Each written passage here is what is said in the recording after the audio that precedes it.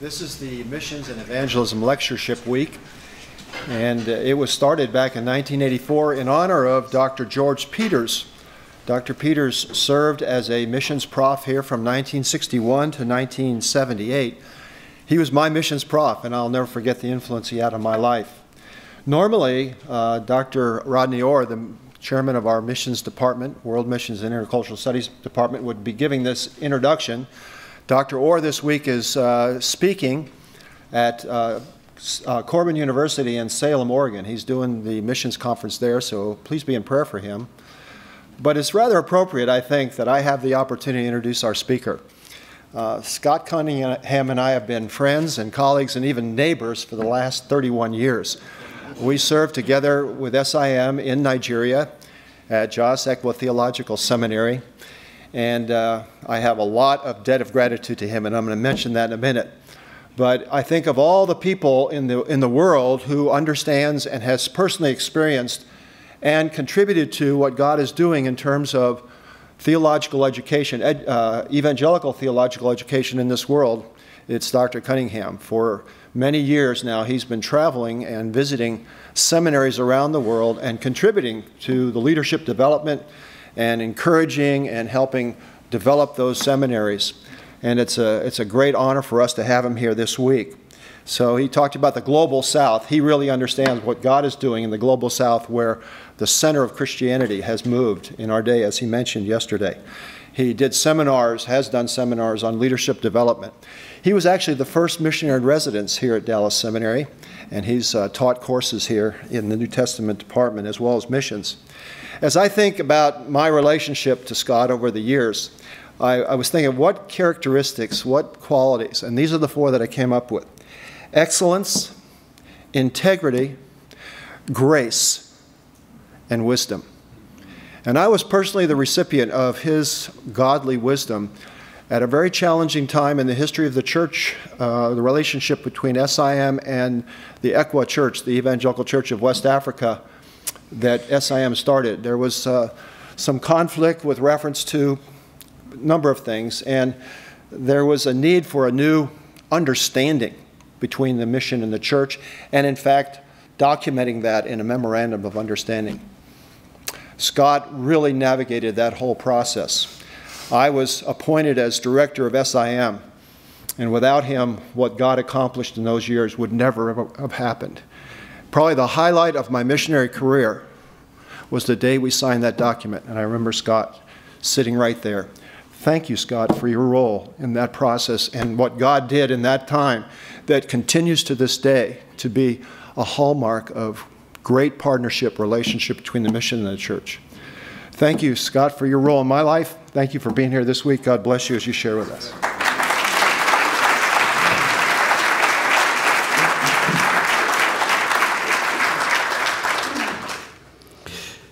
Well, Rick, you're very kind in those remarks, and it's people like Dr. Kallenberg with a passion for Christian leadership development, a passion for theological education globally that he embodies and he communicates and in his own life of integrity demonstrates daily in the classroom and outside the classroom that is such an encouragement and inspiration to me as well. Well, yesterday, if you were with us, we began talking about the future of the seminary in the evangelical world, and I want to continue that topic for the rest of the week today. So we began by suggesting that if we look at the future of the seminary, that where we need to begin is at the nature of the seminary. And we began by saying that the seminary is a hybrid institution. It has a foot in two worlds, the one foot in the world of the church and the other foot in the world of the academy. And as those two pillars shift, in the words of Daniel Alishire of the Association of Theological Schools here in North America, shifting sands, as those changes take place, then we can expect that changes will take place in the seminary. As it, first of all, responds to changes in the church, and second of all, as it reflects changes in the seminary. So yesterday we took a look at some of those changes, particularly in the church and particularly in the majority world church, and particularly those changes which I feel will impact the seminary in the majority world the most. Today we want to look at the other pillar, the academy, and look at changes, changes and forces which will impact the academy globally, and again, particularly in the majority world, and particularly for seminaries in majority world. So those changes, I believe, will shape and are shaping the seminary today, and will do so in the future to come. It's well known, it's well known that university education, higher education in general, is undergoing a time of profound change. You would know that from the North American scene. A number of publications have described that change and attempted to forecast the direction of that change, many of them with very provocative titles. I'm not sure they do so much to describe the actual condition, but they do entice the reader and probably sell books. So here are some of the titles that we have. Higher Education in Crisis, a Higher Education at a Crossroads, An Avalanche is Coming, Higher Education and the Revolution Ahead, A 1,000-Year Industry on the Cusp of Profound Change, and perhaps most ominously, The End of College. Published last year. So I'm not sure, as I said, that the clear direction has been set or been forecast, but certainly we have widespread acknowledgement that the university as a whole, higher education as a whole, is undergoing a profound change. So what is it? What's behind that profound change? First of all, again, from what we know in North America, what you probably know all too well, issues of economics, issues of the cost of higher education, and because of that, because schools are tuition-driven, the cost to the student and the rising student debt level. You know probably in North America that more funds, more money is owed out of student debt than any other source of debt, personal debt. More than mortgages, more than cows, or cars, more than cows, yeah, for farmers maybe, more than credit card debt. Student debt is the highest level of any other kind of debt. So these economic challenges, the withdrawal, the decrease of public funding, all this has led to a raging debate that you see some of it surfaced in the newspapers. What is, in fact, the economic return, our investment for the student, for the government? Those are important questions that even influence questions about the very ends and means of university education. What does it really exist for? Is it only economics? Or is there some other common good that society benefits from? And if so, what would that common good be? Those are the debates that we hear in North America. Now, not all of these factors are equally relevant to theological education, and certainly not all of these are equally relevant to majority world theological education. But there are issues, there are concerns, there are changes that are happening in the academy that we do see are influencing both North America and the majority world, both the university and the seminary. And I want to talk about one of those today, and that's globalization. Globalization, it seems to me, is one of the primary drivers of change in the academy globally, and is affecting and changing and shaping the seminary of the future here and also, as I said, in the majority world. So what do I mean by globalization? Everybody has an idea that comes to their mind when they hear that term. Usually it's thought of primarily in economic terms or in political terms. It certainly includes both of those, but I think it's much more broad than that. Fundamentally, globalization is that interconnectedness, that growing interconnectedness that we see globally. It's the movement of goods and services, of people and resources, of information and knowledge, and the ease and low cost by which that movement takes place. It's not the same as westernization because it's not a one-way street. It's a two-way street.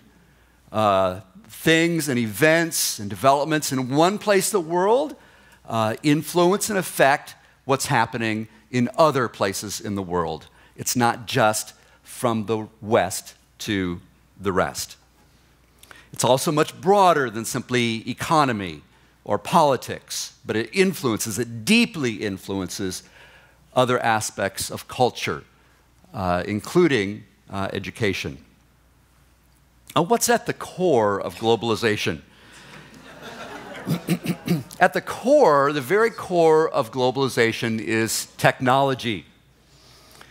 Because technology is that which enables that movement to take place so easily and with such rapidity and frequency. Moore's law, you may know, stipulates that every 2 years, the raw power of technology doubles every 2 years. And so that exponential growth of technology, which we are experiencing, will only continue to increase and accelerate the far-reaching impact of globalization, inasmuch as technology is that mover and facilitator of those ideas and personnel and so forth. Now, as we look at technology, one thing we do want to focus on is the internet. And I say that because the internet seems to have perhaps disproportionate influence in the world of education, because the internet conveys and moves those things that are central to the educational task. The people, the ideas, the information, the content, the teaching that is central to education. And so as the internet grows in its widespread, far-reaching influence, the frequency of use and access, the content of materials that is now available on the internet, then we can expect that education will be deeply influenced and changed and shaped by that growing pervasiveness of the internet. The internet, I believe, has revolutionized the distribution of knowledge in a way that we've not seen for 500 years and the invention of the printing press. It's revolutionized the distribution of information and ideas. No matter where they originate, they can be accessed, they can increasingly be accessed by anyone, anywhere, at any time. Now, you may not understand or you may not realize, but the internet really is no longer the domain of the West, the way that it used to be. Now, certainly, as you can see in this chart, internet users are still dominantly in North America. But what is amazing is the rate of change that we've seen in the last 10 years in terms of the far-reaching nature of the internet. Today, only 1 in 10 internet users reside in North America. So it's an amazing development that we've seen, probably more radical and far-reaching than any other technological advance that we've seen in our generation. The catch-up that we've seen from North American dominance to worldwide influence is just amazing. So, for instance, in the last 15 years, we've seen that for every one user in the year 2000 in North America, there are now 3 users today. That's a pretty astounding rate of adoption of this technology. Oceania, Europe have seen similar rates of increase. But in the majority world, the rapidity of adoption of the technology is simply astounding. So that in 15 years, in Asia, we see a multiple of 12. In Latin America, 18. In the Middle East, 35 times. And in Africa, 70 times in 15 years. So for every user, internet user, 15 years ago in Africa, there are now 70 internet users. What I'd like to do is spend a bit of time today looking at how globalization is shaping the world of theological education, particularly, as I said, in the majority world. And I want to look at 4 different observations. The first one is that content is ubiquitous. As I said, no matter where you are, no matter who you are, no matter when, there's a growing amount of content, theological, biblical content, that's available on the internet. Dr. Kallenberg mentioned our collegiality at the Jos Theological Seminary here in Nigeria. When I was teaching there 12 years ago, we were beginning the development of a PhD. It doesn't look like the seat of a PhD program in biblical studies, but that was our desire and our ambition. We had qualified students. We had credentialed, qualified faculty, but our challenge was content. That was our library. It was above average for Nigerian standards, certainly, probably 40 to 50,000 volumes at that time, which was much, much lower than what you have in the richness of Mosher. But what could we do to provide appropriate content for a biblical, a PhD in biblical studies? That was our challenge. And what we decided to do was to focus our efforts on the internet. What was available, even 12 years ago? What kind of access could we provide? What kind of training could we provide for our students? And we did buy some specialist volumes and so forth for biblical studies, and that was important. But what really enabled us to flatten the playing field in comparison to what PhD students were doing in the West was to focus on the internet. And so we scoured the internet for primary biblical studies material and secondary material on the internet. We boosted the seminary's internet bandwidth, paid considerably for that. We trained the students. We had one course in the doctoral program that only focused on the use of the internet tools and content for biblical research. We provided every single of our doctoral students a laptop to be able to access the internet, access the study materials that were online. And I can say that the level of scholarship, and Dr. Kallenberg will testify to this, the level of scholarship that the doctoral students achieved through their ability to access materials online was very satisfying. That was 12 years ago. So we can see that even since then, we have had just a seen remarkable changes. And one of those changes is in the area of content, where maybe 15, 20 years ago, you'd go online for academic material, and there'd be a bunch of stuff in the medical field, or in engineering or sciences, but very little in humanities and very, very little in theological education.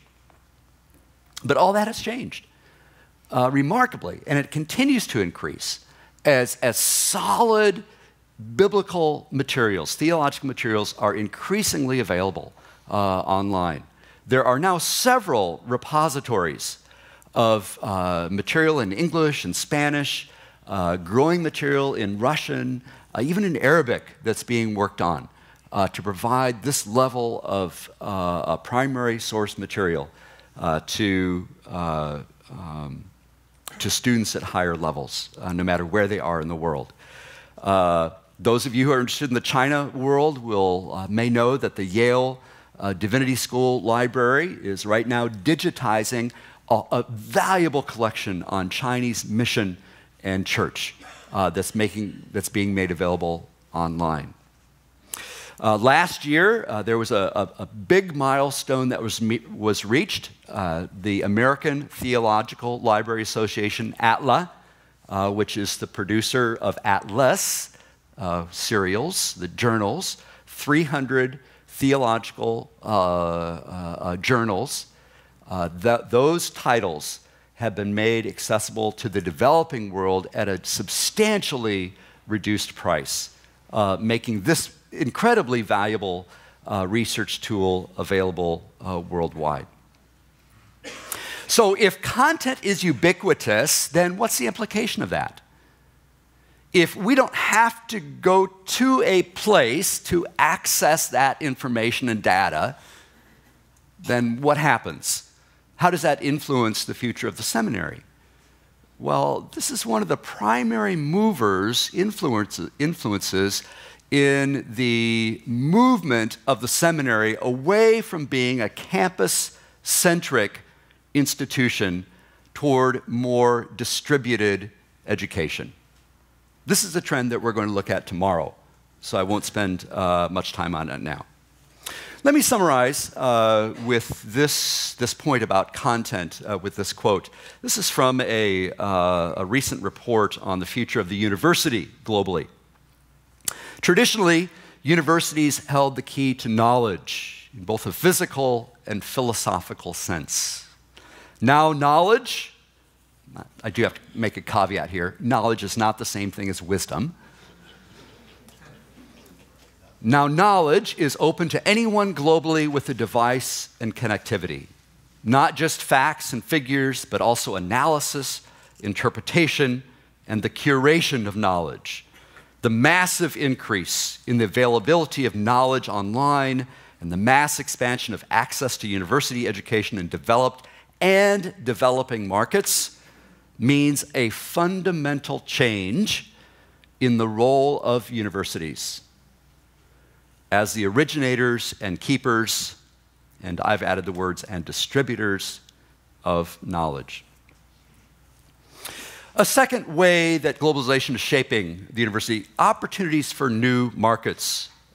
Because of the access to students and because of the availability of knowledge online, because of the ease and rapidity or quickness, frequency of travel and communication, all those things that make up globalization, at least some of the forces behind globalization, that opens up new markets for students.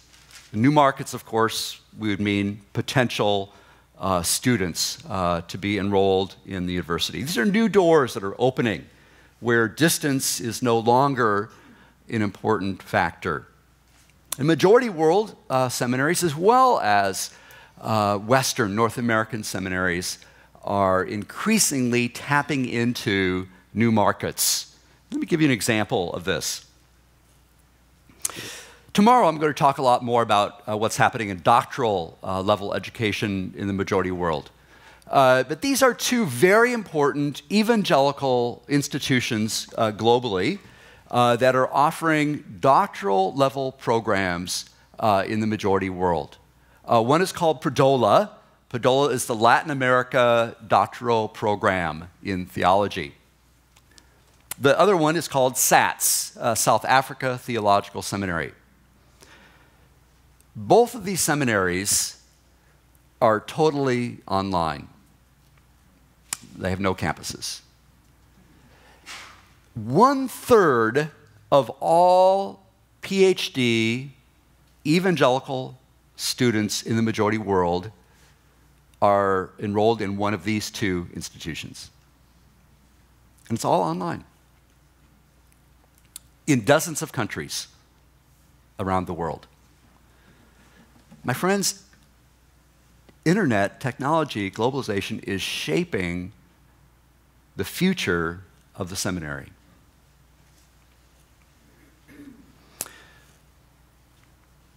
Another force that we see is the rise of global competition.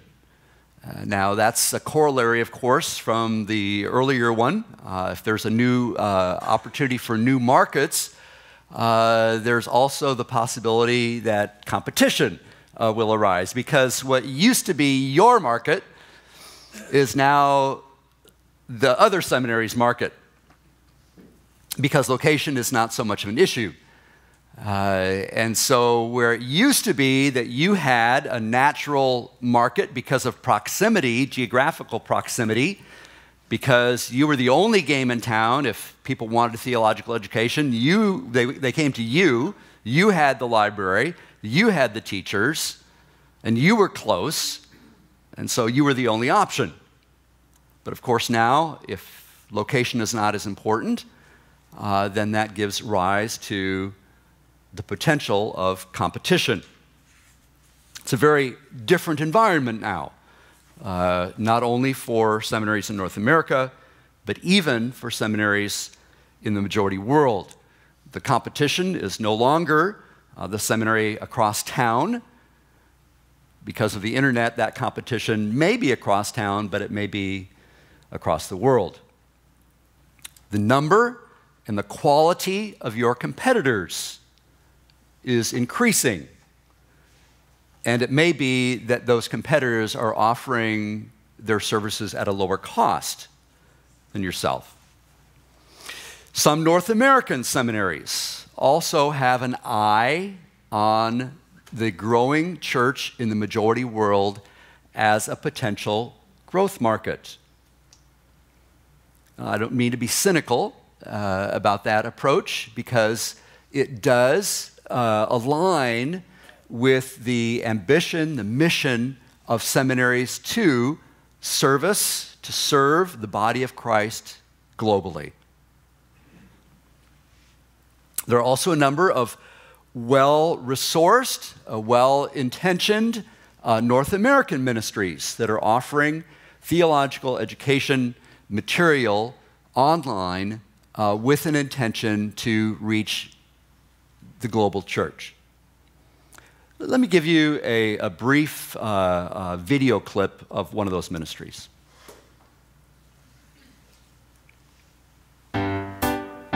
Meet Li Chen. 你好， Li lives in China.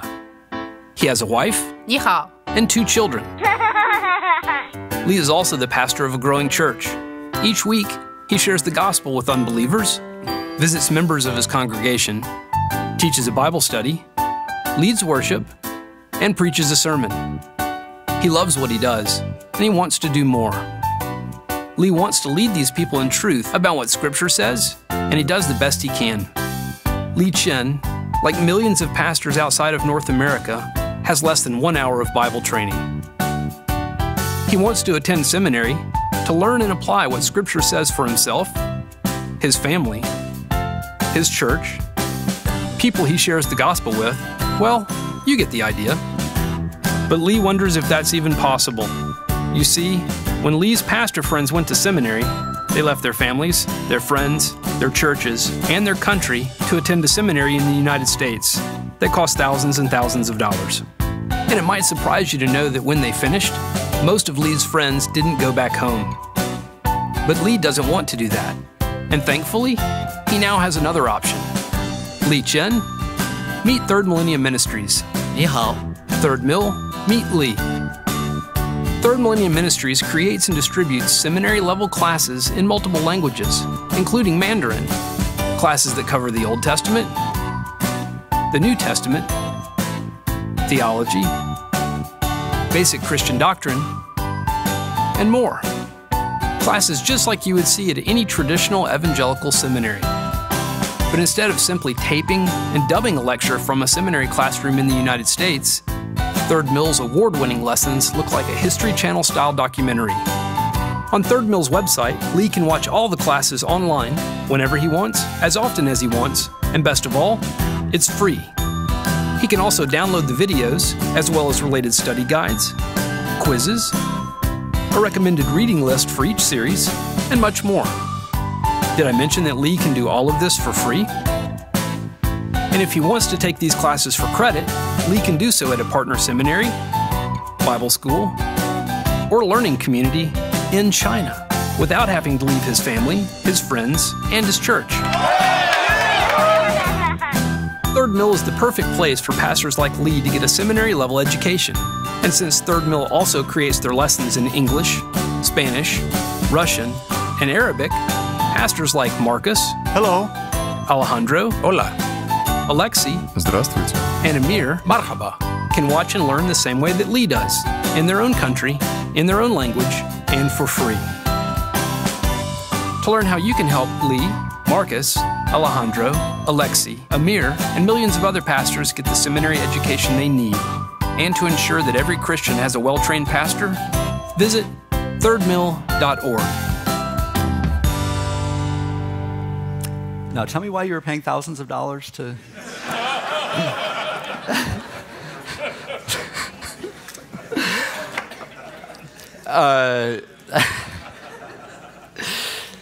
So my point is not, of course, to show you the door, nor is it to criticize a ministry like Third Mill, which, as I said, has very good intentions. But it does, the reason I show you this is because it does surface a tension as we look at globalization and the forces of globalization on the seminary that is a very important thing to acknowledge.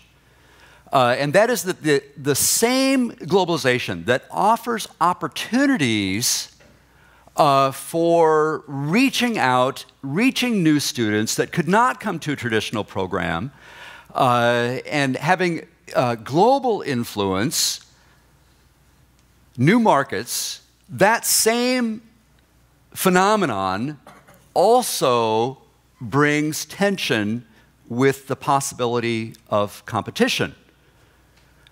Particularly of those seminaries, which, by the way, were not mentioned in this film, in China or locally, the indigenous seminaries that are trying to provide a theologically appropriate, relationally rich, holistic theological education, which is not free, because it's not sustainable if it's free.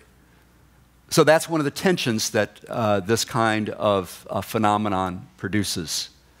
And we could talk more about that. It's a challenge. It's a challenge for the majority world seminary as it tries to survive in a new world of global competition. And it's a challenge for the North American seminary, who desires not to weaken those indigenous theological education efforts, but instead to partner with them for sustainable, long-term health of the majority world church. Let me finish with one more, and I'll be brief on this one. Global collaboration. Because it is that movement of ideas and communication and travel that now allows not just for competition, but for collaboration, for partnership with organizations in other places in the world. Kingdom collaboration, demonstrating the unity of the body of Christ. And so we have, for instance, a place like Asbury Theological Seminary. You may know the school. Has a full-time director for global initiatives, established partnerships with many seminaries around the world, which benefit both those seminaries and benefit Asbury through student exchange, faculty exchange, through the offer of technological assistance to those majority world seminaries, library workshops, faculty workshops. Last year, Overseas Council began a partnership with Asbury Seminary, where we identify needy, suitable candidates for writing sabbaticals at Asbury. And we share with that majority world seminary in the cost of transport.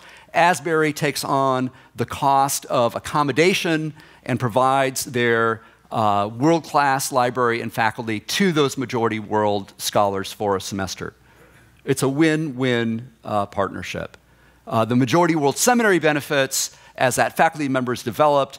Asbury benefits because now they have that voice of articulate, knowledgeable majority world people in their community on campus, which, by the way, is growing increasingly rare, which is something we'll talk about more tomorrow. Southwestern Seminary does something the same thing, just down the road. Their director for global theological initiatives or innovations told me that they have partnerships with majority world seminaries. They have 50, that's 50 partnerships with majority world seminaries, which do much the same thing as the Asbury program. I appreciate the spirit of those schools like Asbury and Southwestern and DTS. Last year, in the Global Consultation on Theological Education, which is sponsored by the Lausanne Movement in Sao Paulo, the theme was towards missional biblical partnership in global theological education. Summarized on the Lausanne website, leaders were urged to understand that the West needs a new humility to receive help from the majority world. And that for the majority world, being good partners will take a new model of interdependence. In the words of Dr. Mark Bailey, who was a speaker at the consultation, for effective and fruitful ministry, Western leaders must leave logos and egos at the door. Well said, Dr. Bailey.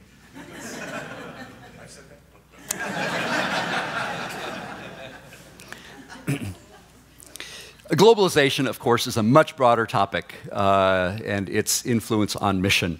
But my point today is rather specific, and that is that globalization is a primary force in the change of the academy worldwide, especially in the majority world, where we're seeing such radical changes with the adoption of technology that serves the educational task. There will be new challenges. There'll be new opportunities. Not all majority world seminaries will be equally impacted because the pace of adoption in different places is different, but the growing force of globalization is clear and pervasive, and it is and will continue to impact the academic task in the future. Thank you.